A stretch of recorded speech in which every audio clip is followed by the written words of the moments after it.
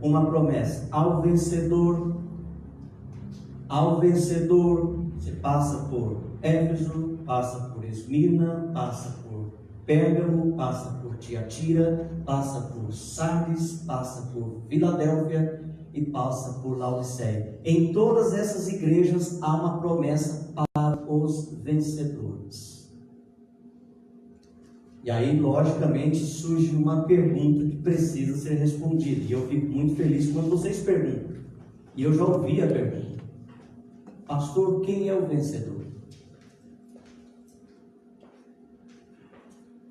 Então, primeiramente, o primeiro vencedor, o primeiro que venceu, não poderia ser outro.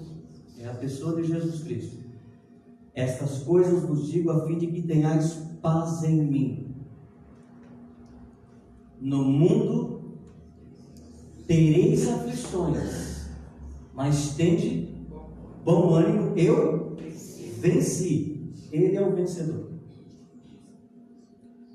E aí a outra passagem, essa não está tanto na memória, é João 16:33, essa passagem aí.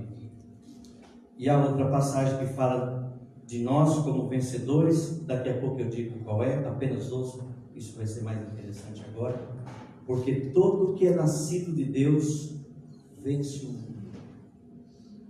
E esta é a vitória que vence o mundo. Qual? A nossa fé.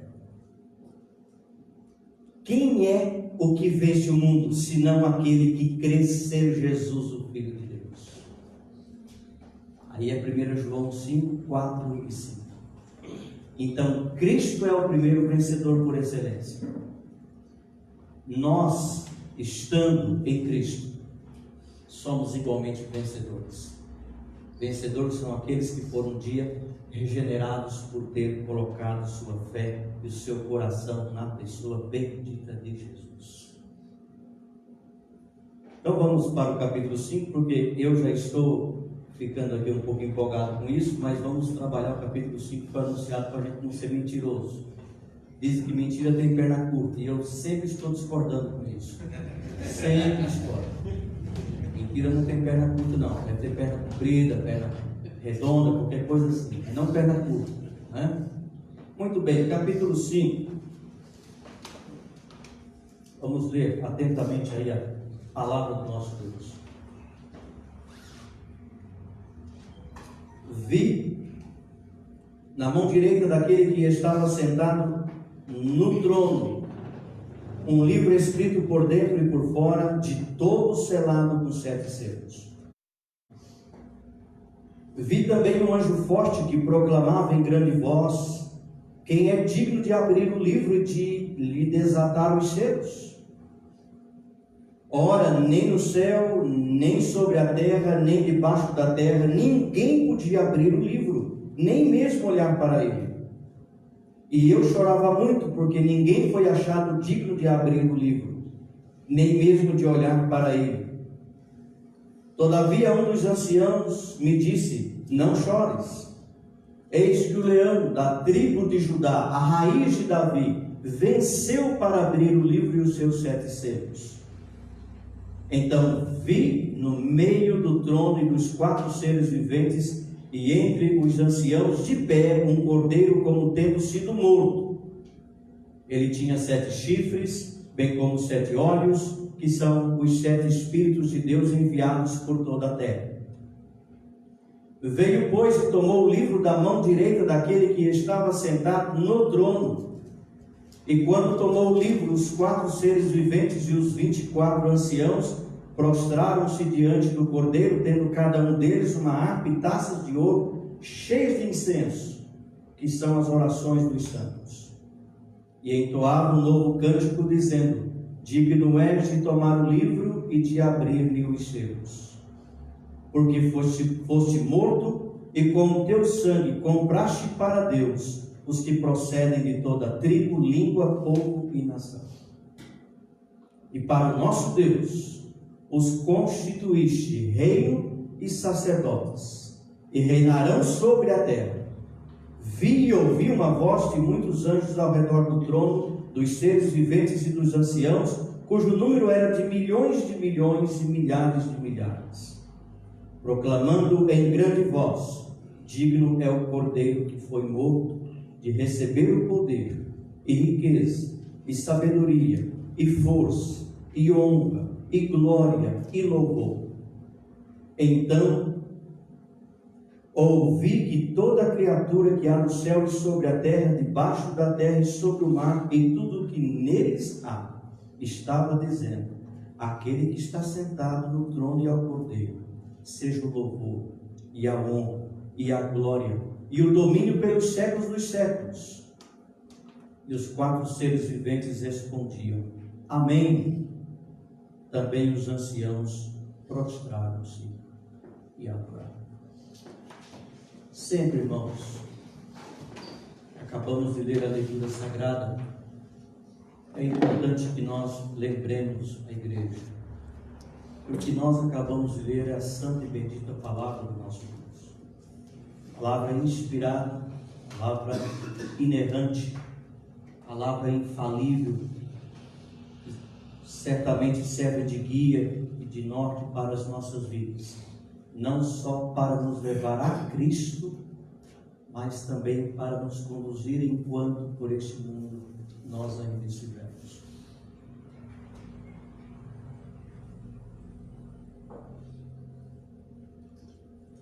Então, irmãos, o assunto que nós estamos tratando é o Evangelho para hoje na perspectiva de Apocalipse.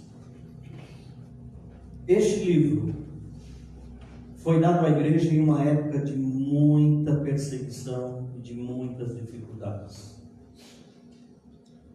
Como dissemos ontem, João, o apóstolo, já está aqui com idade bastante avançada. Não é categórico aquilo que eu vou dizer, que João tenha sido o último, mas se não foi o último, podemos dizer, sem cometer nenhum exagero, que João pode ter sido um dos últimos apóstolos de Cristo a deixar esta vida. Sendo assim, então, certamente esse servo de Deus viu muitos dos seus companheiros tombarem em campo de batalha. E ele próprio, João, agora está exilado numa ilha-prisão, para onde se levava, para onde se conduzia assassinos, homens da pior espécie, que eram desertados dos seus bens, da sua família, dos seus parentes, do seu convívio social. Eu faço questão de dizer isso, dar essa nota, porque Ilha de Patmos, eu às vezes fico pensando que isso soa tão legal, que eu tenho a preocupação de alguém pensar que João estava numa boa, e de repente, puxa, a Ilha de Patmos, que bom se pudesse ir para essa ilha. Não, você já assistiu o filme Alcatraz? Chamada Prisão do Inferno. Nenhum criminoso queria ir para esta prisão. Patmos pode ser, pois, colocada paralelamente a Alcatraz. Então era o lugar do inferno, lugar de muito sofrimento. Lugar onde o homem estava separado, o homem estava limitado da comunhão gostosa, que é estar com as pessoas, com a nossa família, com os nossos irmãos, adorando a Deus. João foi tirado da igreja, João foi tirado do convívio, e ele está, portanto, exilado. E neste exílio, irmãos, é mais prova, e ele próprio diz no capítulo 1, verso 9, que ele é companheiro de tribulação daqueles ou aqueles a quem ele está endereçando este livro, porque ele está de fato na tribulação, ele está no aprisionamento, servindo a Deus. Ele diz que a razão do seu presídio foi por causa da palavra e do testemunho que ele deu, ou que ele dava de Jesus Cristo. Temos visto até aqui a visão que nos é dada da sala do trono, de onde Deus comanda todas as coisas. Então, a mesma pergunta que pode ser feita, que pode vir ao seu coração nestes dias, ao ver tantas coisas, tantas tragédias acontecendo, tantas mortes, olhamos para todos os lados e nós não conseguimos avistar. Não sei quanto a vocês, mas eu não tenho avistado dias melhores para este mundo. Aliás, o livro do Apocalipse vai nos ensinar essa verdade, irmãos, de que não é aqui o lugar de nós fincarmos as nossas estacas. Neste mundo, à luz do que o apóstolo Pedro vai nos escrever com muita perícia, somos peregrinos.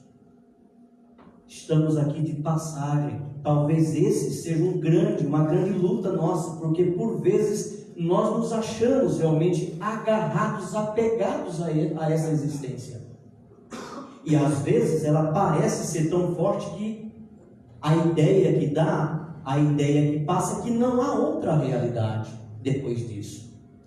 O livro do Apocalipse foi escrito para dizer: este mundo não é o seu lugar, esta não é a sua pátria.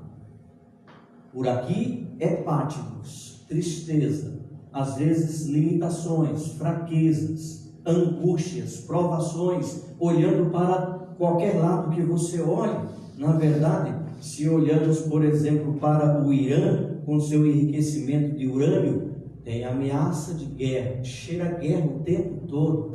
E isso cria uma instabilidade no mundo, cria instabilidade para o dólar, cria instabilidade para a grande moeda, que depois vem para o Brasil, que acaba de alguma forma atingindo a nossa economia e que de alguma forma atinge o seu bolso, atinge a sua casa e às vezes atinge também os seus filhos. Nós temos famílias e mais famílias na nossa igreja perdendo o emprego. Há poucos dias, uma pessoa com mais de 20 anos de empresa perdeu o seu emprego. Funcionário, se eu tivesse uma empresa, contrataria sem nenhuma dúvida, de olhos fechados.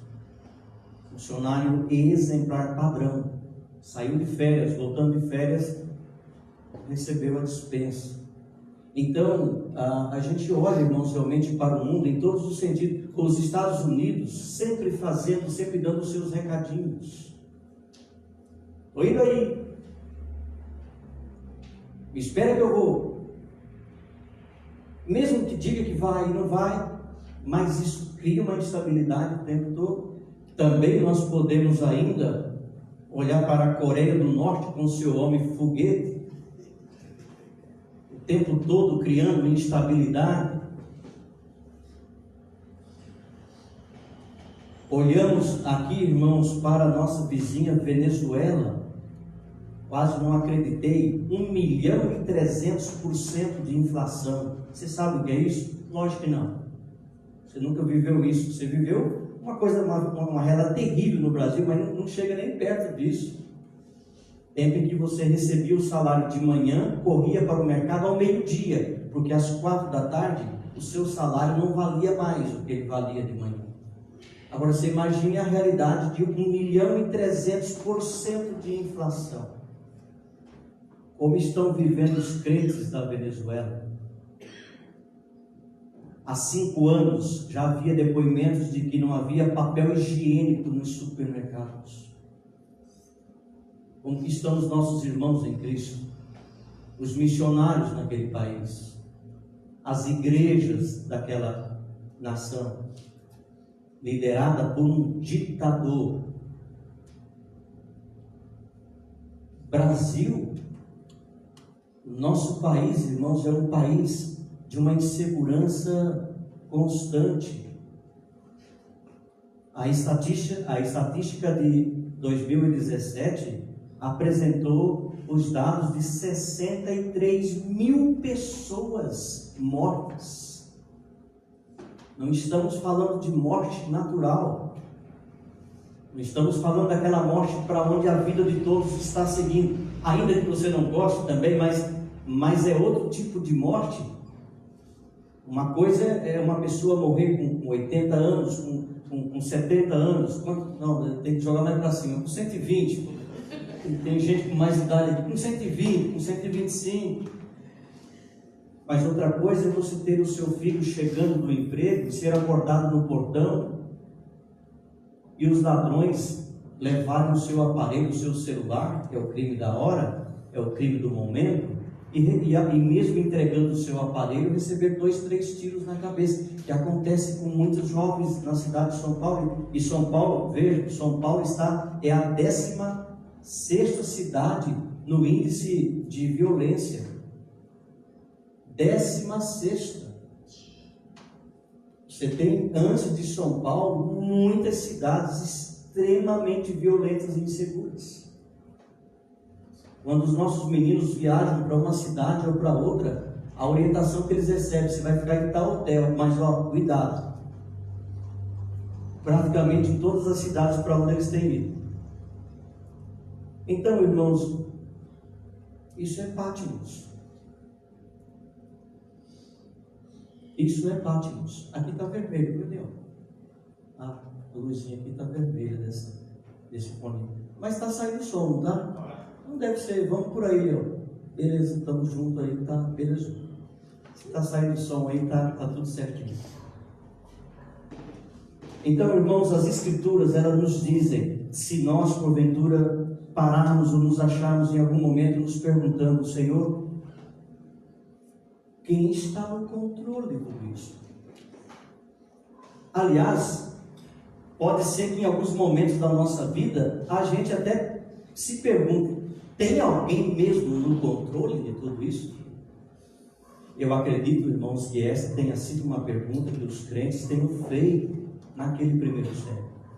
E esse livro foi escrito para responder aos crentes que estavam sofrendo, homens e mulheres, jovens e crianças que passavam por grandes angústias, por grandes lutas.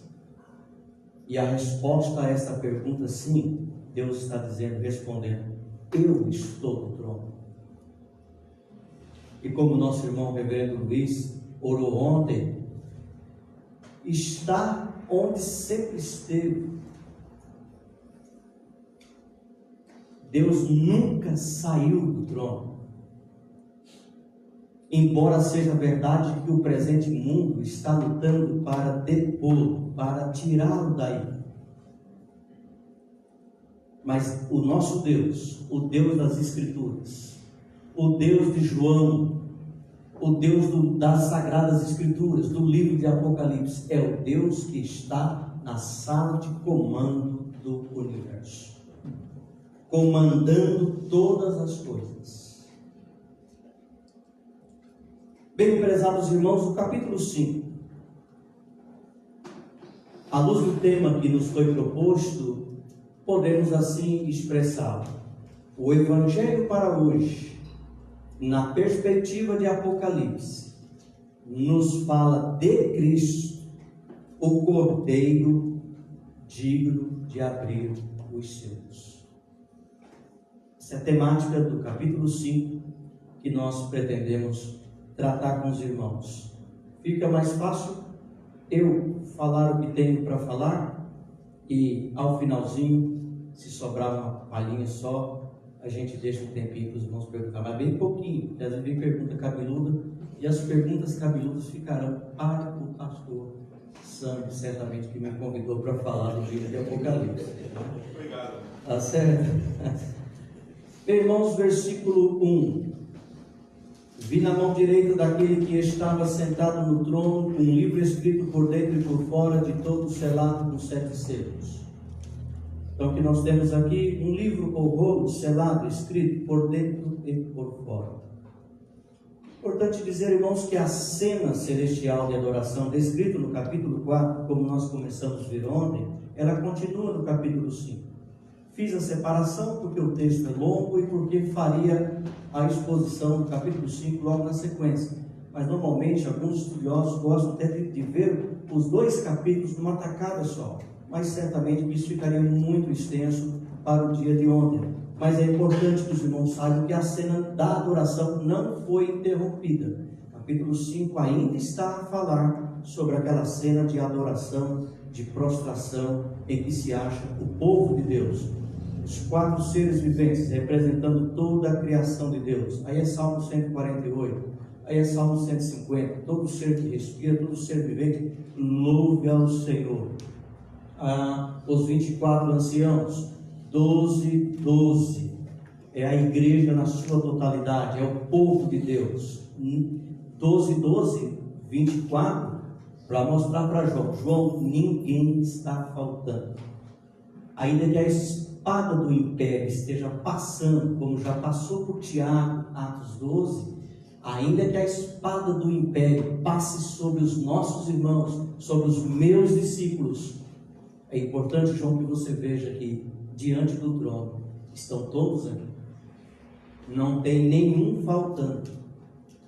É aquela segurança que João vai dar também no seu capítulo 10 aí do Evangelho, dizendo que as suas ovelhas ouvem, Deus, Jesus Cristo dizendo que as suas ovelhas ouvem a sua voz, que elas o seguem e que ninguém pode tirá-las de suas mãos, porque o Pai que o deu é maior do que todas as coisas. Aí é João 10, 27 e 21, falando dessa segurança bendita do povo de Deus que está nas mãos de Cristo. Mas olha, de novo nós temos que lembrar, esse mundo não é nossa pátria, então muitos podem topar nesse mundo, muitos podem realmente morrer a espada nesse mundo, mas isso não é derrota para o povo de Deus, porque a morte já não nos vence mais. A morte, o principal inimigo do povo de Deus, foi vencida pela pessoa de Jesus Cristo. Aí é 1 Coríntios 15, tragada foi a morte pela vitória. Há uma espécie de zombamento realmente contra a morte. Onde está a tua morte? Onde está o teu aguilhão? Tragada, vencida foi a morte pela vitória. O nosso Cristo vive, o nosso Cristo é Cristo ressurreto, ele não está morto. E aqui nós vemos este rolo na mão direita daquele que estava sentado, que é o próprio Deus, um livro escrito por dentro e por fora, de todo selado com 7 selos. Então aquele que estava sentado no trono é agora retratado com um livro escrito por dentro e por fora, de todo selado com 7 selos. Que representa esse livro? Esse livro, prezados irmãos, representa os propósitos de Deus através de todas as gerações. Todos os desígnios, propósitos. Fala que Deus é soberano sobre o que acontece. O propósito de Deus tem a ver com este mundo, mas também tem a ver com seus eleitos, tem a ver com a sua igreja, tem a ver com o seu povo. Então toda a história começa com Deus, está sob o controle de Deus e terminará segundo a vontade de Deus. Então o livro, Deus tem em sua mão direita um livro selado. A mão direita nas Escrituras, livro de Juízes trabalha um pouco sobre isso, quando fala de um canhoto, não é? Até me falha agora o nome dele. Um dos juízes que tinha mão que vence, não sei se é Eude, não sei se é isso, mas não vê muito caso, mas só para dizer que ali é uma espécie de humilhação, uma certa ironia para com o inimigo, quando um canhoto derrota o inimigo de Deus. Então Deus tem dessas coisas, né? Então ele apresenta dessa maneira, porque a mão direita é a mão da honra, né? É a mão da dignidade, e na Escritura fala certamente de lugar de poder, lugar de autoridade. Então o que o texto começa a nos mostrar é que não são os poderosos desse mundo que determinam os rumos da história, nem tampouco os historiadores que decifram os segredos, os mistérios da história. Ainda, com todo respeito, não são os filósofos que interpretam os acontecimentos da história, e ainda muito menos os futurólogos que adivinham ou que podem prever os desígnios da história. Então, um livro contendo todos os desígnios e decretos de Deus ao longo da história se acha na mão daquele que está assentado no trono, à sua mão direita. A história está nas mãos de Deus. É dele, prezados irmãos, que vêm todos os acontecimentos. Toda a história da humanidade está nas suas mãos. não importa a fúria de Satanás ou até mesmo a agitação do mundo, a história sempre estará nas mãos de Deus. Satanás pode se agitar, os demônios podem correr de um lado para o outro, os homens malignos instrumentalizados por Satanás podem fazer os maiores acontecimentos nesse mundo, a fim de levar, a fim de assediar, a fim de atrair, a fim de desanimar, de desmotivar a igreja de Cristo. A história continua nas mãos de Deus. Toda a história, repare como está escrito, o livro da história está escrito por dentro e por fora. Um indicador, prezados irmãos, de que tudo está traçado. Tudo está escrito, tudo está determinado, tudo já foi delineado pelo nosso Deus supremo e soberano. Nada foi esquecido nem omitido, não há mais lugar para acrescentar nada. Deus decidiu em poder soberano e em glória os eventos deste mundo. Certo que alguém mais curioso pode estar pensando um pouquinho, mas não tem problema, você vai aprender que você tem que caminhar com esses conceitos que você já recebeu, que são os conceitos de responsabilidade.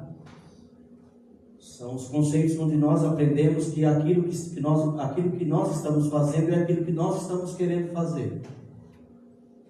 Aquilo que os homens estão fazendo é aquilo que eles estão escolhendo fazer. Aquilo que os governantes estão fazendo é aquilo que eles decidiram e querem fazer. Mas a despeito disso, Deus não perdeu o controle da sua história.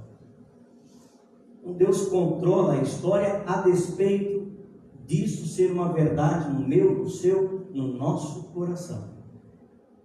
Deus tem realmente tudo determinado. O futuro de fato está nas mãos do nosso Deus. O livro está selado com 7 selos. Acabei de falar, de 7 sessões paralelas e progressivas. Então o número 7 é muito... Aliás, o livro do Apocalipse trabalha com simbologia de números. Então é importante, às vezes, dar uma olhada nisso. O número 4, por exemplo, quando aparece, ele fala da totalidade. É o famoso norte, sul, leste e oeste. O número 12 também está invocando a perfeição. O número 7 fala daquilo que é completo. Então, quando nós olhamos aqui que o livro está selado com 7 selos, é que ninguém pode somar ou tirar nada dele. Eu acho que você tem levemente uma lembrança lá no final do livro, capítulo 22, ninguém acrescente ou tire, não é isso? Para quem acrescentar ou para quem tirar, virá sobre ele as pragas desse livro. Por que não é para tirar e nem acrescentar? É porque o livro está completo.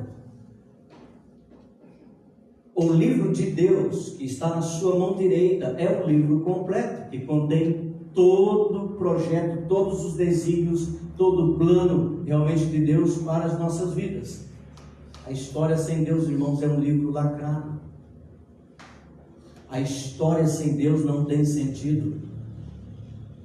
O pastor Sami me viu, não desesperado, mas muito interessado na filosofia, que é uma matéria por demais importante, e são situações do século que nós temos vivido por esses dias, Eu, pelo menos, eu sou testemunha de que nesses meus 53 anos, 33 anos de cristianismo, sem fazer aqui vender qualquer propaganda enganosa, criar qualquer celeuma ou fantasia para os irmãos, mas eu, irmãos, posso dizer que os últimos 5, 8 anos, eu acredito que eles têm sido muito diferentes no meu ministério. Poderia dizer aos irmãos que eu nunca tinha enfrentado problemas como tenho enfrentado nesses últimos anos. Quando eu falo problemas, são problemas novos de uma sociedade que está mudando. Certamente os irmãos têm visto, têm notado que houve uma mudança estrutural na sociedade que atingiu todos os campos do saber. Até um tempo se dizia que o grande mal, ou o grande perigo, a grande ameaça, o cuidado, a vigilância que você deveria ter com seus filhos é ao mandar para as universidades. E é verdade. Mas hoje não se engane mais a esse respeito. Quando você estiver mandando o seu filhinho para a creche, você já deve estar muito antenado, porque este mundo tem mudado a sua forma estrutural de ataque, de ofensiva, especialmente aos valores, aos padrões estabelecidos pelo nosso Deus. É a coisa mais natural, é a coisa mais corriqueira, irmãos, nos nossos dias, atacar padrões estabelecidos. Eu não sei se vamos ver, mas pode ser que alguém em algum momento vai chegar dizendo que descobriu que 2 mais 2 não são 4. É um período de quebra de valores, ataque às instituições, ataques a tudo aquilo que é padrão, que está padronizado. Vamos derrubar tudo isso, vamos jogar tudo isso ao chão. Mas, a despeito disso, prezados irmãos, a história sem Deus, ela é um livro lacrado. Só Deus pode dar sentido à vida.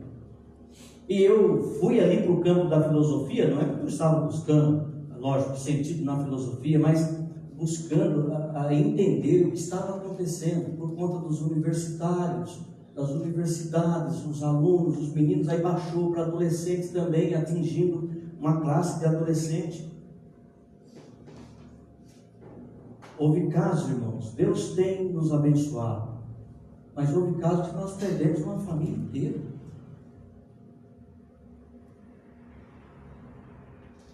Praticamente aquela família composta de mais de 2 jovens, ela foi atingida por essa coisa moderna, por esse viver moderno, aberto, descomprometido de tudo, descompromissado, completamente alheio a qualquer coisa que diga não, que estabeleça princípios, que diga que há limites para ser obedecidos.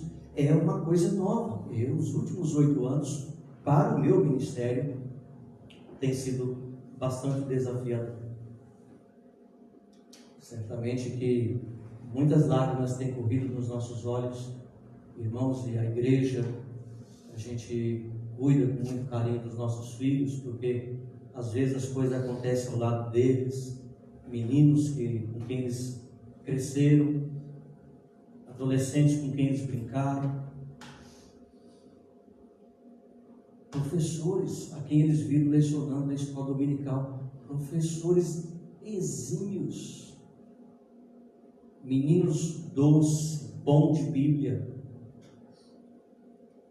não estão mais na igreja. Um mundo novo. Não estou dizendo também aqui, irmãos, nem poderia querer dizer que isso nunca tenha acontecido em algum tempo. Também não estou indo por esse caminho, porque sei que o pecado é mais velho do que nós, porque todos nós aqui. Mas só estou dizendo que está sendo a nossa vez de experimentar essa realidade. Outros já experimentaram coisas talvez mais horrendas, mas agora é a nossa vez de experimentar uma modernidade que nos desafia, porque não há possibilidade mínima de diálogo. Eu oro muito sobre isso. Eu pensei que eu me dedico, eu sou um apaixonado pelo estudo das Escrituras, e eu me enganei a respeito de alguns jovens em alguns momentos, porque eu pensava, bem, então eu estou lendo as Escrituras, estudando as Escrituras, quando eu falar com esse moço aqui vai ser uma baba, ele vai ficar impressionado, ele vai gostar demais. Em alguns casos nem diálogo existe. Eu já tenho a minha razão, e aliás eu tenho o meu Deus. Esse Deus que o Senhor está dizendo aí é do Senhor? Pois bem, eu tenho o meu. É esse período que eu estou chamando de um período extremamente desafiador. Agora, a despeito de tudo isso, irmãos, E eu penso que aqui vem um grande consolo para nós, famílias, líderes de famílias, para nós, pastores, para os presbíteros, diáconos, que estão a pastorear o rebanho de Cristo. É muito bom saber, é muito encorajador saber, prezados irmãos, de que, a despeito de tudo isso que vem acontecendo, Deus continua no controle de todas as coisas. É o que diz a palavra de Deus. E aí eu leio, depois digo onde li, para que a gente vá rapidinho. No céu, é o que diz a palavra de Deus, no céu está o nosso Deus e tudo faz como lhe agrada. Salmo 115, 3. Se lemos em Daniel 4,35, lemos: todos os moradores da terra são por ele, Deus, reputados em nada, e segundo a sua vontade, ele opera com o exército do céu e os moradores da terra. Não há quem lhe possa deter a mão, nem lhe dizer: que fazes? Este, irmãos, é o Deus da Bíblia. Qualquer coisa menos do que isso não é Deus. Qualquer coisa menos do que isso pode ser um ídolo no nosso coração. Este é o Evangelho que nós precisamos anunciar nos nossos dias. Este é o santo Evangelho que nós precisamos anunciar à nossa casa, à nossa família, aos nossos filhos. E aqui os irmãos não fiquem de forma alguma preocupados, mas eu vou trazer a nota porque veio bem a calhar. Eu conversando com os meninos, né, eles viajaram, voltando para São Paulo, perguntando tudo bem. Aí o mais velho, o regente, ele disse assim: pai, acabei de chegar, era 2 horas da manhã. O ônibus, quando estava chegando no local para descarregá-los, no local ali, 5 metros, travou o ônibus, uma baixadinha, a porta não abriu e eles ficaram ali 1 hora e pouco. E foi tão bom, irmãos, dizer para eles, para os 3 filhos, logo pela manhã, dizer a eles, bem assim: olha, vocês sabem perfeitamente que eu não pedi isso para vocês em oração. Eu pedi outra coisa. Pedi para que vocês fizessem um bom retorno, chegassem bem, chegassem no horário bom. Aliás, o culto, né, foi antecipado para proporcionar isso. Mas eu concluí dizendo a eles: mas vocês sabem que o nosso bem nem sempre está alinhado ao bem do Supremo Deus. Então, meus filhos, estejam em paz, que Deus os abençoe nesse dia e saibam que Deus está lhes fazendo o bem. Agora, convenhamos. Você diz isso e fica assim? Irmãos, não resta nenhuma dúvida que a Igreja de Cristo está precisando de mais crentes. Nós precisamos aprender a descansar mais na soberania do nosso Deus. Saber que aquilo que nós não estamos dando conta é porque é da conta de Deus. Ele está no supremo controle de todas as coisas. E sabe o que vai fazer bem para esses meninos? E só a única coisa que vai dar felicidade a eles é se eles fizerem tudo com alegria nesse dia, a despeito de tudo que lhes aconteceu. Deus está no controle. Ele está lá, na sala do trono. Faz tudo o que lhe apraz. É nesse mesmo salmo, Salmo 115, que vai fazer o contraponto com os ídolos. Que tem boca, não fala, tem olhos, não vê, tem ouvidos, mas não ouve. Mas não é isso que acontece com o nosso Deus. Ele faz tudo o que lhe apraz. Ninguém estorva Deus. Ninguém atrapalha Deus. Deus não perde batalha para nenhum ser humano, por mais maligno que seja. Ele está no trono, prezados irmãos, dessa história. E é isso que nós precisamos de fato saber, que estamos nas mãos deste grande Deus.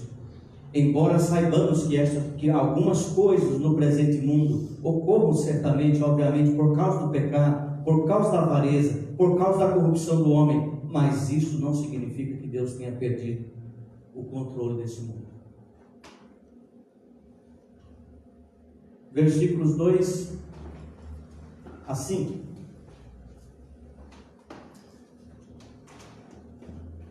Também um anjo forte, que proclamava em grande voz. Anjo forte, não me pergunte nada sobre isso. Que proclamava em grande voz: quem é digno de abrir o livro e de lhe desatar os selos?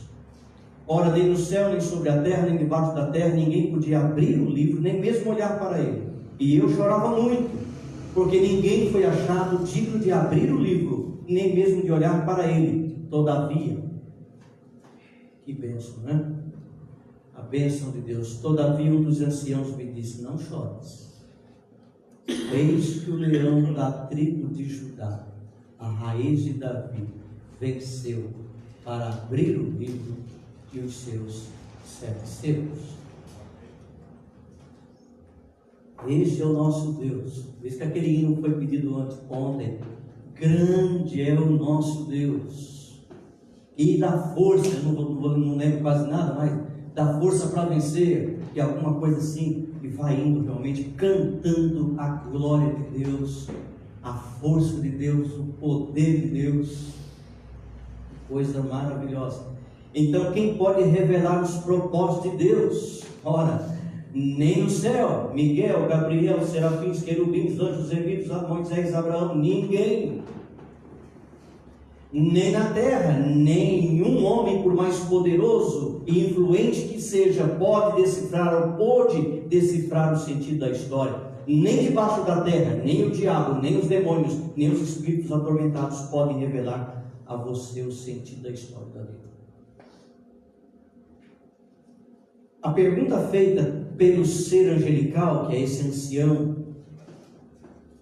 e a resposta nos versículos 2 a 4, irmãos, dizem respeito a quem é capaz de não apenas, isso é importante, de não apenas revelar os plenos conteúdos dos documentos junto com seus significados, mas de pôr em vigor esses conteúdos.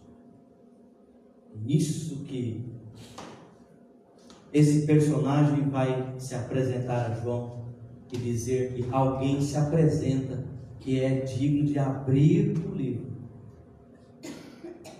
e de fato abrir aí os selos, né? Venceu para abrir o livro e os seus 7 selos. Então aqui, irmãos, vemos que não há ideologia, nem partido político, nem sistema econômico que possa realizar os sonhos e as esperanças do coração humano. Eu já fui, hoje menos, mais apaixonado pela política. Fui mais do que sou hoje. Por quê? Porque perdi a plataforma do diabo. Lutei tanto para que a igreja não colocasse a política como coisa do demônio. Mas ao que tudo indica, quando muitos evangélicos descobriram a política, a transformaram numa coisa do demônio. Possibilidade quase que zero de dialogar com essa gente. Já está tudo definido. Eu até dizendo à igreja, disse que não vai me estranhar muito se uma criança de 4, 5 anos um dia me disser: pastor, não me fala mais nada, já sei tudo. É o tempo do saber, tempo em que as pessoas já nascem, estão formadas, então por aí você acaba, você destrói as estruturas, perde o valor de ser um ancião. Estou vendo aqui um de cabelo bem branco, tem bastante cabelo brancos aqui, mas tem um de cabelo neve, não? Hã? A Bíblia trata isso com uma dignidade tão preciosa. A Bíblia fala do valor, da preciosidade da experiência. Não é fator absoluto isso, certo? Tudo bem.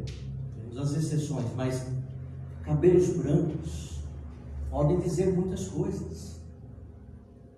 Não hoje. Não para essa geração. Porque essa geração já sabe. Cada um já sabe.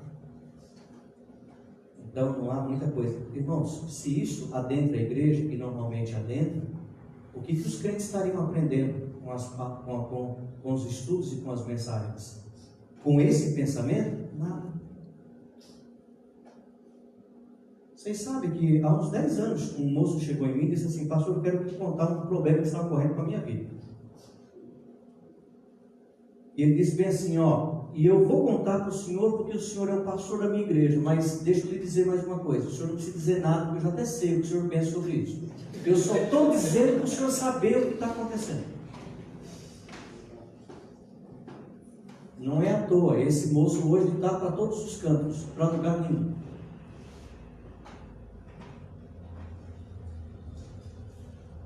Certamente há aí um campo muito bom, né, para a academia pensar nesses dias sobre o pastoreio nesses tempos modernos. Irmãos, eu conheço alguns pastores que estão perdidinhos. Por isso que nós dissemos ontem que o melhor lugar para se começar nunca é com a igreja, nunca é perguntando para a igreja o que a igreja gostaria de ouvir. O melhor lugar para começar é onde Deus começou com João. Vem cá, João, sobe aqui que eu tenho coisas para te mostrar. E outra coisa, João, se você não subir aqui, você não vai ter nada para falar. Porque o que vai fazer sentido para a minha igreja, João, é aquilo que eu tenho para ela. Isso é bom, porque nos livra de muitas curiosidades. Ficar rodando para lá, para cá, rodando o mundo. A gente vai então na fonte, vai na palavra de Deus. E certamente foi aí que João ficou. Prezados irmãos, a perturbação de João no versículo 4, e eu chorava muito. A expressão verbal certamente fala de uma ação, de algo que está acontecendo, que dura um tempo na vida de João. E eu chorava muito. Há uma perturbação aqui.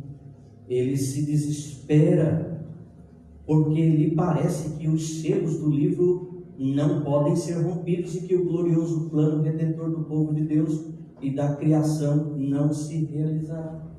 Por que João está chorando? Porque aquilo que lhe foi prometido, capítulo 4, verso 1, sobe para aqui, João, sobe para cá, porque eu vou dizer a vocês as coisas que haverão de acontecer depois dessas coisas. Mas se o livro se manter selado, não há nada para dizer. E nada vai se realizar. Os planos, os decretos de Deus não serão postos em execução. O plano redentor de Deus não vai fluir, não vai sair. Portanto, não se trata apenas de abrir o livro, mas de dar sentido ao seu conteúdo. Por isso que João chora. João não está chorando simplesmente porque o livro vai ser aberto. Não, é porque os planos, os desígnios de Deus não se realizarão se o livro permanecer lacrado. E aqui, irmãos, certamente que a crise de João, nós deveríamos pensar um pouco. A crise de João é a nossa crise também. Como a gente chora quando a gente olha ao nosso lar e a gente vê tanta limitação, a gente vê tanta fraqueza, a gente vê tanta coisa errada acontecendo ao nosso lar, no nosso meio, tantas coisas que nós gostaríamos de mudar, que fosse diferente. Irmãos, isso mostra realmente uma limitação muito grande. Às vezes eu vejo, especialmente no corpo de bombeiros, isso acontece muito, né? Um bombeiro chora muito, um bombeiro lamenta muito, um bombeiro clama muito. Eles são realmente introduzidos numa missão de salvar. Mas quando eles vão e não deu tempo, a pessoa escapou por um fio, o bombeiro chora, e ele chora porque ele diz: não fui capaz aqui. Como é duro, irmãos, a gente se vê e a gente certamente tem esse olhar quase todos os dias. Quanta coisa boa poderia acontecer na nossa vida, na nossa igreja, na nossa família, aos nossos familiares, à nossa cidade, ao nosso país, à nossa juventude, às nossas escolas, os nossos hospitais, a nossa segurança pública. Mas aí a gente acaba chorando como João, porque igualmente somos limitados. Nós estamos acompanhando um quadro muito difícil em São Paulo. Uma jovem que o seu câncer começou ali com 32 anos, e ela está hoje com 36 anos, um câncer que não descansa. 4 anos, irmãos, de tratamento pesado. Como é duro, você abre o culto, começa a realizar o culto, e você tem que olhar realmente para a família que está arrebentada, de cima e embaixo.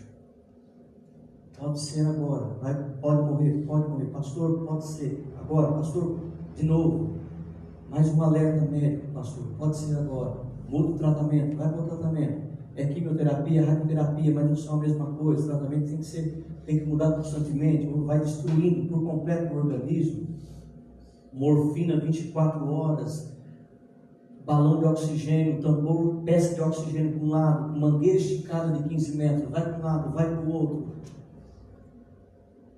E a gente olha, irmãos, e ali a gente, a semelhança de João, a gente chora porque a gente vê o quanto a gente é limitado, quanto nós não temos poder, irmãos, realmente para mudar as coisas. Então nós choramos porque não há outra coisa a ser feito nesse momento de tanta tristeza, de tanta dor. Mas, prezados irmãos, certamente que a nossa palavra não poderia ficar só nisso. Graças a Deus, o versículo 5 também está aí. Porque nós temos, todavia, um dos anciãos me disse, não chores. E aí ele traz para nós aqui, Gênesis 49, versículos 9 e 10, não é? Aquela bênção que Jacó está pronunciando sobre, curioso, né? Ele não é sobre Rúben, o primogênito, mas é sobre Judá. E ele chama Judá do leãozinho. Tem uma promessa para o Judá, pecador, limitado, homem que fez realmente horrores em termos de personagem bíblico, praticou coisas realmente horrendas, feias, mas irmãos, Deus é Deus acima de todas as coisas. Deus não dependia da família de Jacó e nem de Judá, mas é de Judá que vai vir o leão da tribo de Judá. E aí depois é Isaías capítulo 11, de 11 a 16, a raiz de Davi, o rebento de Davi, o descendente de Davi, mais uma vez, um homem que por este mundo, certamente que nós temos muitas coisas para aprender com Davi, e olhando para a minha vida, pelo menos eu estou muito longe desse personagem da Bíblia, mas quantas coisas fez Davi ao passar por este mundo. Eu só estou trazendo isso à tona só para dizer para vocês que de fato a história redentiva não depende dos homens, ela sempre dependeu de Deus. Não dependeu nem mesmo de Abraão, que coloca a sua esposa na antessala de um adultério. Ela não dependeu de um Isaac que tinha preferência por um filho em detrimento do outro. Ela não dependeu de um Jacó que igualmente comete o pecado que seu pai havia cometido, preferindo um filho ou 2 filhos em detrimento de outros. Ela não dependeu nem mesmo de um José que conversava muito, falava demais, contava as coisas que Deus não havia pedido para ele contar. E isso lhe trouxe muitos ciúmes e muita inveja sobre si. A história, prezados irmãos, nunca dependeu dos homens. Embora Deus, na sua graça infinita e misericordiosa, julgou ser bom instrumentalizar os homens para a realização dos seus desígnios. Então sim, eu faço parte dos propósitos de Deus. Eu estou a executar nesse momento, certamente um desígnio de Deus, um propósito eterno de Deus. Mas nunca foi por causa de mim. Mas sempre apesar de mim. Não é por causa do que eu sou, mas é a despeito de quem eu sou. Deus ainda me utiliza. Deus ainda me instrumentaliza. Apesar do que você é, saiba que Deus sim pode lhe fazer um instrumento da sua grandiosidade, do seu plano, dos seus propósitos eternos. É assim que Deus trabalha. É dessa maneira que Deus opera no mundo, instrumentalizando homens. Nunca foi diferente. Será assim até a vinda gloriosa do nosso Senhor Jesus Cristo. Mas aqui temos, irmãos, uma palavra especialmente para aqueles que olham ao seu redor e se vê tomados de fraquezas. Não chores. Por que o ancião está dizendo para João? Certamente ele está dando um chocalho de João. Está dizendo: João, espera aqui. Espera aí, João. Calma, calma, João. Você está olhando só para o livro lacrado, João. Olha, coloca o seu olhar mais do lado. Olha o cordeiro, João. De novo o mesmo quadro, irmãos. Assim como nossa realidade não é só Patmos, não é só este mundo.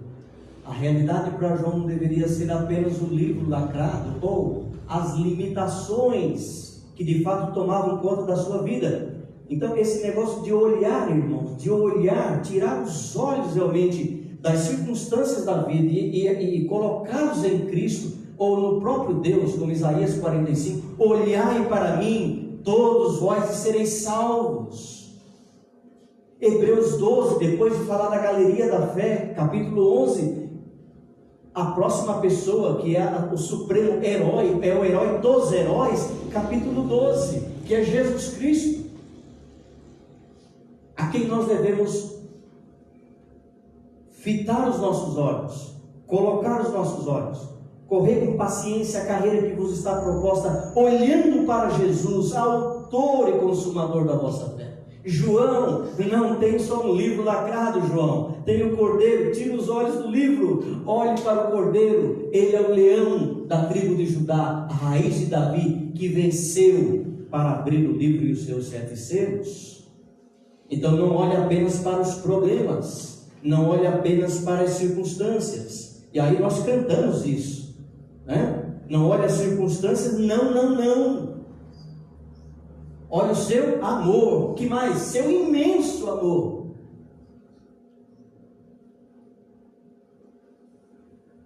Ele abrirá os seus. Este é o Evangelho, prezados irmãos, para os nossos dias. Qual que é a mensagem do Evangelho? É que nós temos um Cordeiro que põe fim às nossas angústias. Nós temos um Cordeiro de Deus, que diz, está dizendo aí, não chores. Você tem tido motivo para chorar hoje? Eu não estou dizendo necessariamente que você não possa chorar em algum momento, mas o que nós estamos dizendo é que, mesmo no teu choro, você tem que se lembrar que há consolo para aqueles que olham para o Cordeiro de Deus. Há consolo. Há vitória para aqueles que olham para Cristo. Há força para aqueles que olham para o Senhor Jesus Cristo. O Jesus vencedor, irmãos. Aí há consolo para nós. E às vezes choramos realmente com medo de muitas coisas, medo do futuro, medo do que vem pela frente. Uma senhora, outro quadro muito triste. Por isso que eu me consolo com o Apocalipse. Aliás, eu preciso de Apocalipse para o meu ministério hoje, ou para a minha própria vida mesmo, vida pessoal. O outro quadro do senhor, conhecido aqui de vocês, que há 4 anos está com Alzheimer profundo, está no nível 3, o máximo é 4. Então ele está naquele nível que esquece das pessoas. Presbítero, atuante, homem operoso na igreja, pastor. Aquele presbítero, eu posso dizer sem sombra de dúvida, foi um pastor da igreja. Era um presbítero preocupado com as almas, preocupado com a igreja. Não era só um presbítero de conselho, de reunião de conselho, um presbítero de pastoreio, que cuidava das ovelhas, que entendeu Atos 20 e 28, pastoreai o meu rebanho, a minha igreja, Deus dizendo, que eu comprei com o meu próprio sangue. O presbítero hoje não reconhece mais ninguém. O filho morreu, todo mundo chorando, um acidente violento, a igreja certamente abençoou um moço de 44 anos. Ele olhava para o corpo e dizia assim, mas eu não estou entendendo, mas todo mundo está chorando, mas chorando por quê? Mas é porque o teu filho morreu. Ah, morreu? Sim, mas se morreu, o que a gente pode fazer? Não sabia mais nada, não entendia mais nada. Aí a senhora, com 84 anos, ela está muito preocupada. Ela disse, pastor, estou muito preocupada. Sabe, eu fico vendo o meu marido.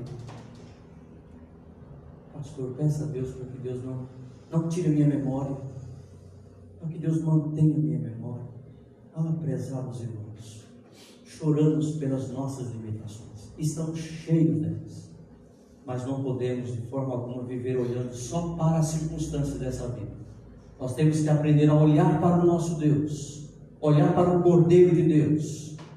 E vemos aí, irmãos, que como é que João o apresenta, conforme o versículo 6. Então vi no meio do trono dos 4 seres viventes, e entre os anciãos de pé, um cordeiro como tendo sido morto. Ele tinha 7 chifres, bem como 7 olhos, que são os 7 Espíritos de Deus enviados por toda a terra. Então o Jesus vencedor não é só o leão do poder de Deus. É um negócio difícil, mas isso tem a ver com quem é habilidoso, com quem é sábio, com quem sabe fazer isso. Isso é coisa de Deus. Como é que você traz um leão cheio de poder e vitorioso, de repente você tira o leão e agora diz que agora é o Cordeiro de Deus? Como é que um cordeiro é vitorioso? A gente nunca vê cordeiro vencendo. Normalmente o que a gente tem é pena dos cordeiros. Até onde estamos informados, são os animais que mais choram ao ir para o matadouro. Mas esse cordeiro, esse leão da tribo de Judá, é também Cordeiro de Deus. Como é que isso é possível, pastor? Não sei. Como diz o comediante, eu só sei que é assim. Porque isso é coisa de Deus, aquilo que não dá para nós, que nós não alcançamos, que a nossa mente não alcança, está para Deus. Então é o leão forte e poderoso, e ao mesmo tempo é o Cordeiro de Deus. E aqui certamente, irmãos, podemos trazer aquela pergunta muito importante feita por Isaac. Se lembram? Quando Isaac disse a Abraão, seu pai: meu pai, respondeu Abraão, eis-me aqui, meu filho. Perguntou-lhe Isaac: eis o fogo e a lenha, mas onde está o cordeiro para o holocausto? Algumas centenas de anos mais para frente, Isaac tem a resposta. João Batista vê, está com seus discípulos, e ele vê passando, e ele aponta Jesus Cristo para os seus discípulos. Ele diz: eis o Cordeiro de Deus que tira o pecado do mundo. Meu pai, cadê o Cordeiro? Jesus Cristo é o Cordeiro. João Batista está respondendo: qual é a sua marca? Como tendo sido morto. Então, a sua vitória foi conquistada na cruz.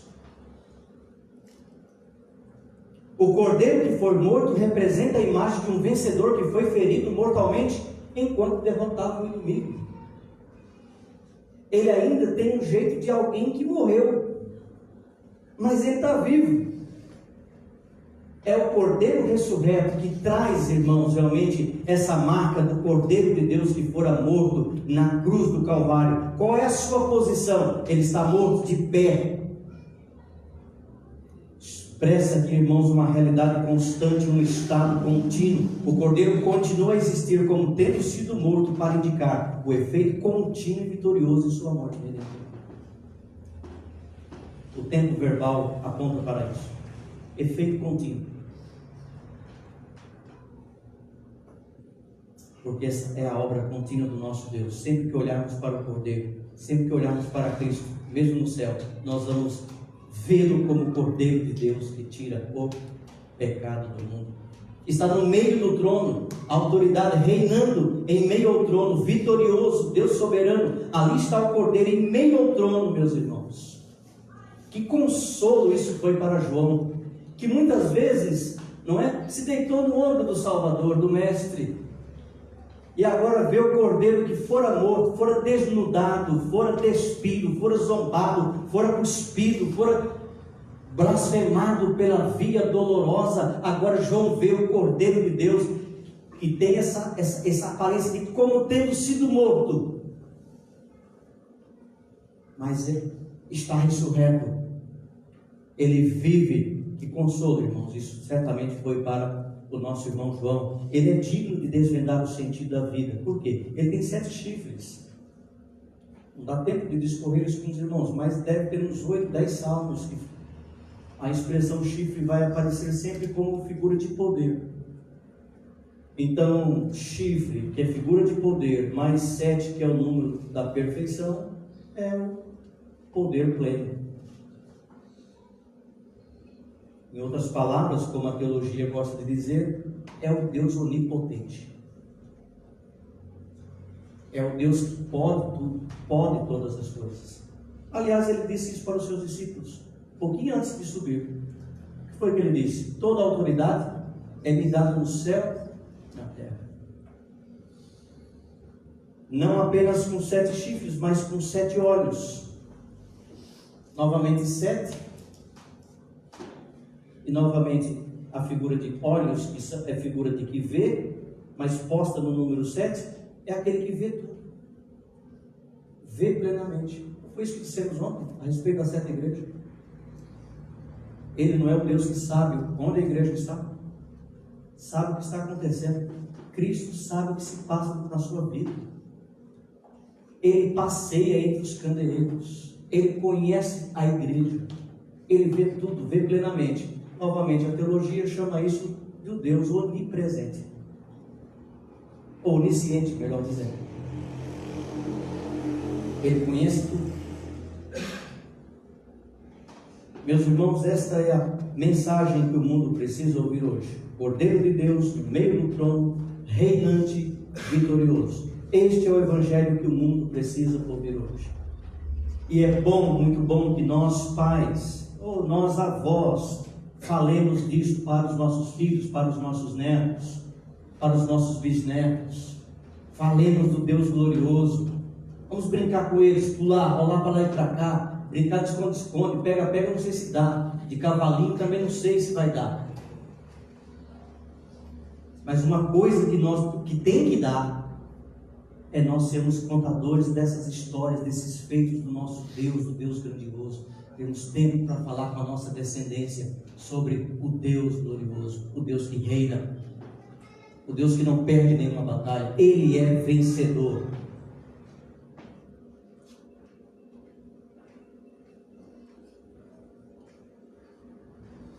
Certamente pularemos algumas coisas, irmãos, para irmos para os finalmente. Os versículos 8 a 14, nós temos aí um outro quadro, eu não vou ler agora o texto, já li no início.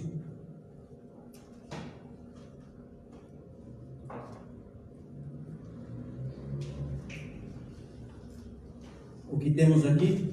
A adoração ao Cordeiro. O que acontece quando a autoridade e a dignidade do Cordeiro são reveladas a João? Irmãos, eu oro muito para que isso aconteça sempre em nossas vidas. Porque o que aconteceu a João, guardadas as proporções, pode acontecer conosco. O mesmo Deus que consolou João é o Deus que pode nos consolar dia a dia nas nossas aflições. O mesmo Deus que chamou João da ilha de Patmos para subir à sua presença é o Deus que está a falar conosco constantemente. Venha para a minha presença. Muito antes de João, nós temos Davi. Uma coisa pedir ao Senhor e a buscarei, que eu possa morar na casa do Senhor todos os dias da minha vida. A presença de Deus. Davi não estava falando ali de templo físico, certamente. Davi queria mais que isso. Davi queria a presença de Deus. E aqui, irmão, certamente é algo que pode ser cultivado em nossas vidas durante o nosso dia, durante a nossa semana. A igreja pode ser apenas um pinguinho da adoração que nós praticamos. Mas a adoração consistente deve acontecer em nossa vida, diariamente. Na segunda, terça, quarta, quinta, sexta, sábado, domingo. Precisamos, irmãos, dar um break nesse mundo tão cheio de correrias e parar para ouvir o que Deus tem a nos dizer. Fazendo leituras da Bíblia, 15 minutos, 20 minutos, orando, invocando o nosso Deus, suplicando por nós mesmos, suplicando, você esposa pelo seu marido, você marido pela sua esposa, vocês dois pelos seus filhos, vocês igualmente pela igreja de Cristo, a igreja que congrega, suplicando. Então, certamente, irmãos, são momentos que nós precisaríamos cultivar em nossa vida. E quando é que isso acontece? É quando nós temos lampejos da glória do nosso Deus.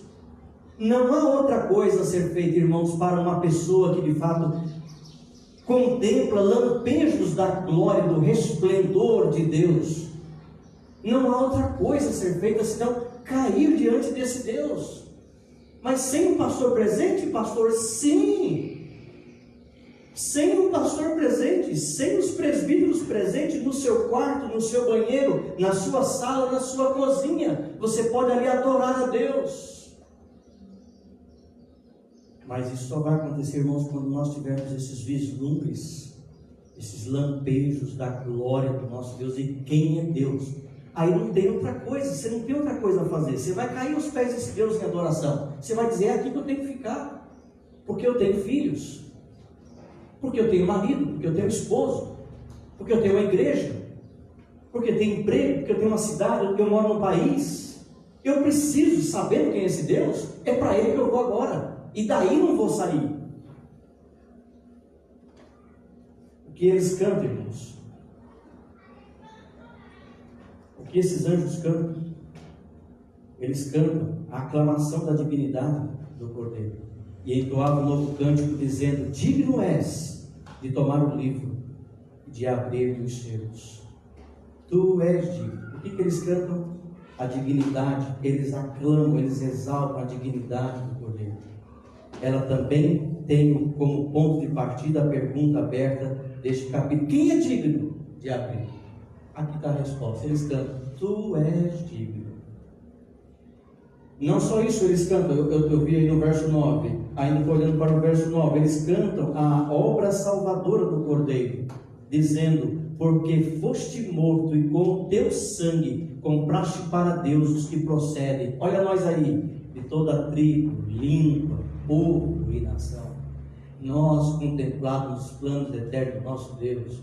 Os franceses vindo aqui no ano de 1500 e alguma coisa, no século XVI.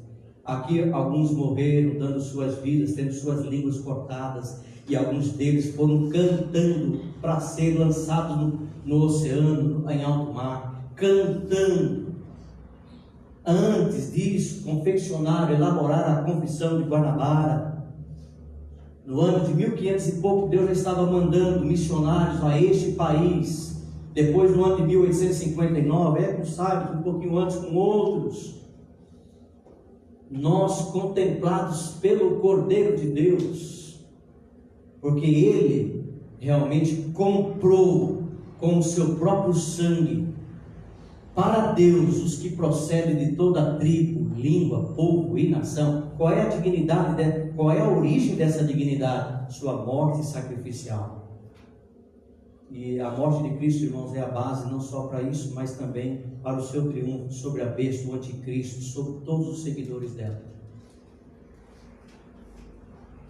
Centralidade da cruz. John Stott é um autor que gostou muito disso, escreveu um livro sobre a cruz de Cristo, entendeu muito bem, captou esse significado. Acho que o Dr. Mark Lloyd Jones também captou isso, a centralidade da cruz, embora a gente não deva dizer que é só isso, mas a cruz realmente como centro da obra do nosso Deus, para que o Cordeiro de Deus redimisse um povo e derrotasse os poderes das trevas junto com Satanás, os seus demônios e os seus seguidores. Aliás, sobre isso eu não vou dizer o texto agora, porque eu quero ler rapidamente. Então começou ele a ensinar-lhes que era necessário que o Filho do Homem sofresse muitas coisas, fosse rejeitado pelos anciãos, pelos principais sacerdotes e pelos escribas, e aí fosse morto, e que depois de 3 dias ressuscitasse. Olha que interessante. A isto, sobre a necessidade da morte sacrificial, e isto ele expunha claramente, porque era isso que ele ia fazer. Mas se tem uma coisa que é difícil, irmãos, é discípulo de Cristo. Eu sei que você sabe que algumas pessoas são difíceis na igreja. Opa, agora morreu mesmo o som. Eu não sei se você sabe, certamente você sabe que algumas pessoas são difíceis. Conseguiu aí, Léo? Não? Senão eu vou aqui, ó. Bom? Mas uma coisa que nós todos precisamos saber é que nós somos pessoas difíceis. Porque logo que Cristo ensinou isso com muita clareza, logo depois vem Mas Pedro, chamando-o à parte, começou a reprová-lo. Senhor, negócio de morte não tem, tranquilo, não precisa disso não. Não vai acontecer nada com o Senhor não. Até que Pedro ouviu uma reda a Satanás, e aí ele se arrependeu. A morte, irmãos, é central na obra do Senhor Jesus Cristo. Agora, mais do que isso, a morte não foi só central na obra de Cristo. Nesse mesmo capítulo que eu estou citando, que é Marcos capítulo 8, eu citei 31 e 32, um pouco mais adiante, ele diz: então, convocando a multidão e juntamente com seus discípulos, disse-lhes: se alguém quer vir após mim, você quer vir após Cristo? A si mesmo se negue, tome a sua cruz e siga-me. Quem quiser, se alguém não quiser, tá tudo bem, mas quem quiser, pois salvar a sua vida, perdê-la-á. E quem perder a vida por causa de mim, do Evangelho, salvar. Você está tentando salvar a sua vida? Ser você mesmo, viver com o seu ego, viver do jeito que você é, sem nenhuma mudança, sem nenhuma transformação, você vai perder. Tem que ter mudança, tem que ter transformação. Até porque se não houver transformação de vida, é possível que a cruz não esteja aí. Porque onde a cruz está, ela vai fazer morrer. Hoje ela é um símbolo interessante para usar no pescoço, botar no braço, mas a cruz nas Sagradas Escrituras é símbolo de morte, irmãos. Tomar a cruz de Cristo é morrer para este mundo, é morrer para si mesmo, é morrer para as suas vontades próprias e viver para a vontade gloriosa do nosso Deus.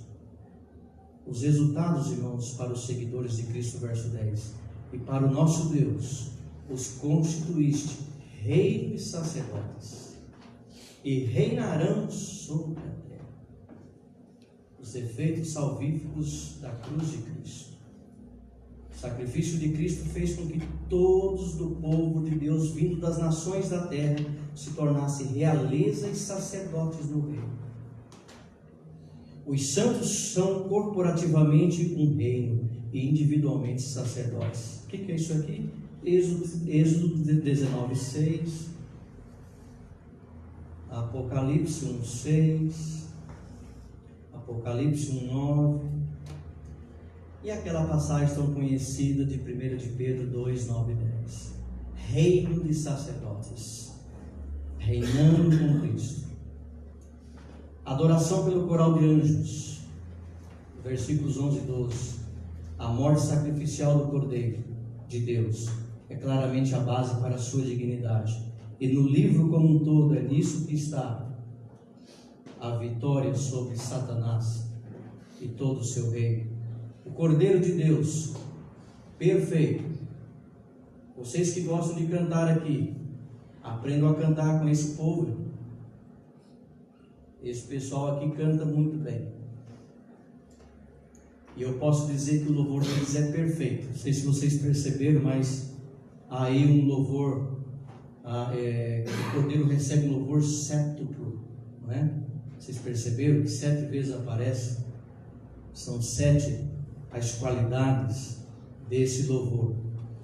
Aí o verso 12, né? 12, 13. Mas na parte do 12, proclamando em grande voz: digno é o Cordeiro que foi morto de receber, conta comigo, o poder e riqueza e sabedoria e força e honra e glória e louvor. 7 vezes. Louvor perfeito. Qual é o louvor que agrada a Deus? Nada menos do que isso. Então eu digo sempre na minha igreja: meninos, vocês precisam saber o que estão cantando. Porque por vezes, irmãos, eu ouço muitas músicas que falam muito dos nossos sentimentos, das nossas frustrações. é preciso tomar muito cuidado com o que nós cantamos. O louvor que agrada a Deus é o louvor perfeito. Quando nós cantamos, nós fazemos isso na presença de Deus. Toda música tem como alvo a glória de Deus. É a glória do seu nome. Eu estou dizendo que é importante tomar cuidado porque há muitas músicas gostosas de se cantar, mas às vezes feitas, compostas por pessoas que não acabam errando muito e quase que colocando Deus numa situação de ajuda. Deus não precisa da nossa ajuda, irmãos. Ele dá conta por si só. Por isso que o nosso louvor tem que se preocupar em dar glória a Deus, render louvores ao Senhor. O Evangelho para hoje, na perspectiva de Apocalipse, nos fala de algo maravilhoso, que já acontece, mas especialmente que aguarda a Igreja de Cristo. Algo sublime está preparado para o povo de Deus. Eu sei que Cristo é vencedor, você também tem sido vencedor. Como é que eu faço, pastor, para ser vencedor? Eu preciso crer em Cristo. Eu preciso descansar meu coração em Jesus. É assim que eu me torno um vencedor. Que Deus, prezados irmãos, nos ajude a cantar sempre aquilo que nós estamos pregando. Que nosso cântico, nosso louvor faça harmonia com aquilo que nós pregamos. Bem, irmãos, eu sei que já avancei ali alguns minutos. Como tem sido bom falar a vocês nessa manhã. Não vou nem pedir desculpa pelo tempo que eu comi aqui. Que Deus os abençoe, irmãos. Todo consolo, todo encorajamento venha do céu para o coração de vocês. Todos aqueles que estão sofrendo, estão gemendo na presença de Cristo. Posso, pastor, descanso orar? Posso. Foi só oração distante. Mesmo assentados como os irmãos estão, oremos.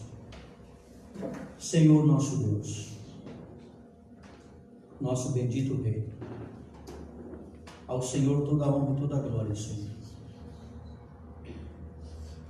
Ajuda-nos, ó Pai, com Tua graça, com Teu Espírito Santo, a sermos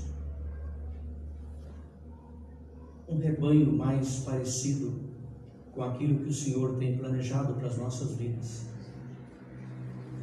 Ajuda especialmente, ó Deus, a sermos muito parecidos com o Senhor Jesus Cristo, o Cordeiro de Deus que tira o pecado do mundo, o leão da tribo de Judá,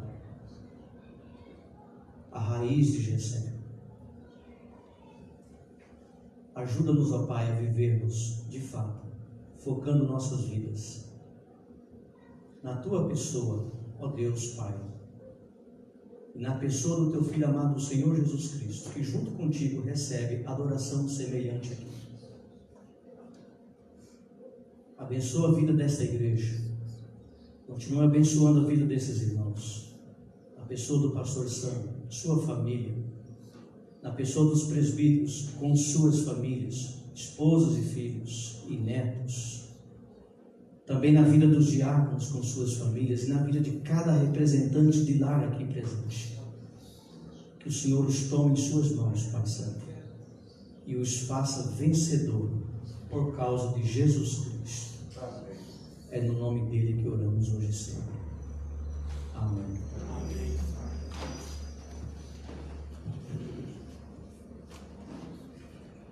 Louvado seja Deus pela sua palavra bendita. Vamos ficar de pé e responder ao que ouvimos com a Bíblia aberta. No mesmo Apocalipse 5, depois de uma aula que tivemos sobre Apocalipse 5, louvado seja Deus por isso, com a Bíblia aberta em Apocalipse 5, vamos responder sem instrumento, só as vozes, cantando ao que está assentado. Vamos lá então?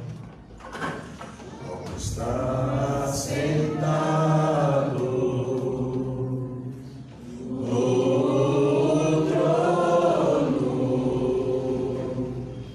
e ao Cordeiro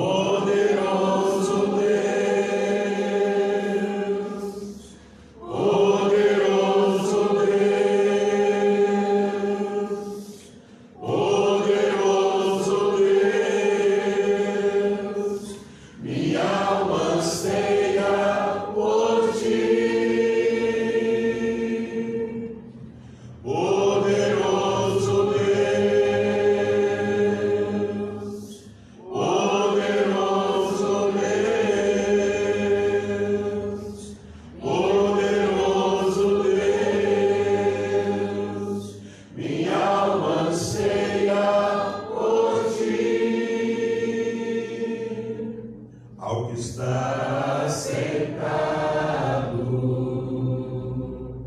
no trono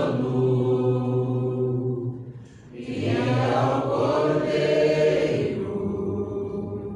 seja o louvor, seja a honra, seja